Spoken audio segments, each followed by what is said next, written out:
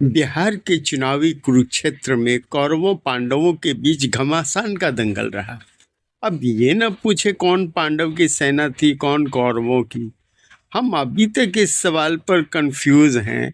अधिक भेजा पर जोर देते हैं तो नर्भसा जाते हैं, क्योंकि कौरवों की सेना में कौन पांडवों की सेना में ढुका, कौन पांडवों की सेना से कौरवों की सेना में ढुका, इसलिए भेजा अभी तक डिसाइड नहीं कर पाया है। फिर भी रन तो रहा घमासान।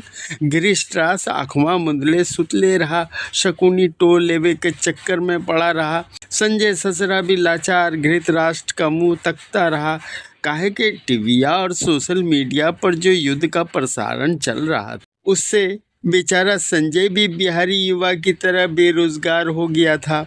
युद्ध के निर्णय का अधिकार भगवान ने घटोत्कच के स्थान पर ज्ञानी ज्ञानेश्वर को दे रखा था, जिसने युद्ध समाप्त होते होते ही निर्णय सुना दिया कि विजय तो उस सुदर्शन चक्र की हुई जिसे भगवान ने शाह को थमा रखी थी। प्रेस के जोर देने पे उसने बस इतना ही कहकर पल्ला झाड़ लिया कि उन्हें पूरे रणभूमि में शाह के उस चक्र के सिवा कुछ भी न दिखा। इसमें एक ईमानदारी और गजब की मासूमियत तो है। वो हैं ही इतने मासूम, आज्ञाकारी और संस्कारी। भाई ये कितने महान, संवेदनशील और संस्कारी हैं, ये तो उसी दिन इनके प्रेस कॉन्फ्रेंस से पता चल गया जब एक संस्कार विहीन पत्रकार ने यह पूछने की दुष्टता की कि आप सीसीटीवी फुटेज दिखाएं।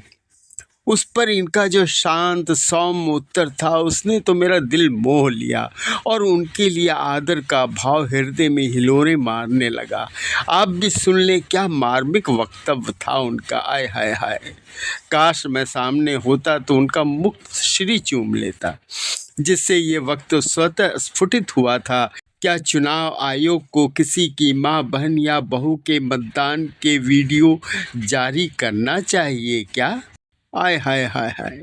बोलते समय उनके मुखश्री पर जो आभा, जो एक दिव्य प्रकाश दिखा, उससे लगा कि श्री श्री ज्ञानी ज्ञानेश जी का ये संस्कारी वक्तव्य गीता के ज्ञान से टक्कर ले रहा था। उनसे जलने वाले लाख इस वक्तव्य की निराधार आलोचना करते रहें, परंतु ज्ञानेश जी जरा भी न तो विचलित हुए न ही उसका उत्तर देना उचित ही समझा। ये होता है बड़े महान ज्ञानी लोगों का संयमित आचरण। आपने देखा ना, नारी के प्रति इनका भक्तिपूर्ण संवेदनशील आदर एवं सम्मान। यही नहीं, इलेक्शन पूर्व 1,10,00,000 बिहारी महिलाओं के खाते में थोड़ा थोड़ा करके 10-10 हज़ार रुपये आए। एक दो नहीं भाई, 10,000। आज के ज़माने में कौन देता है किसी को इतना पैसा भाई, लेकिन दिया, बैंक खोल कर दिया। यह पुण्य कार्य भी नारी विरोधियों से हजम नहीं हुआ। चीखने लगे, चिल्लाने लगे, 10-10 हज़ार दे दिया, चुनाव के दौरान ये सरकार घूस दे रही है, इसे रोका जाए।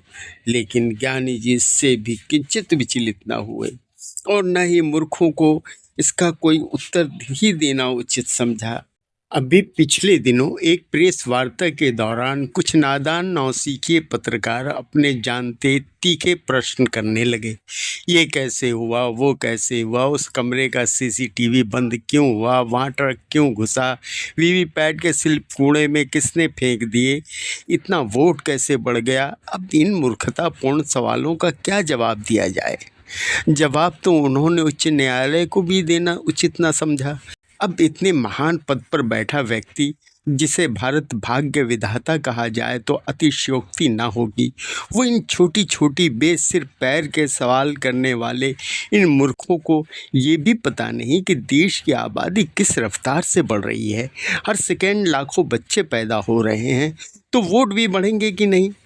किंतु श्री ज्ञानी जी उनकी ओर देखते मंद मंद मुस्कुरा रहे थे। मुझे लगा जैसे साक्षात यीशु मसीह की तरह कह रहे हों, हे प्रभु इन्हें माफ़ करना, ये नहीं जानते ये क्या कर रहे हैं। मेरी दृष्टि उनके सौम्य मुखमंडल पर थी, जहाँ मधुर मोहक मुस्कान भरी आभा छिटकी थी, जो भगवान श्री कृष्ण जी के मुखमंडल पर शोभित रहता है।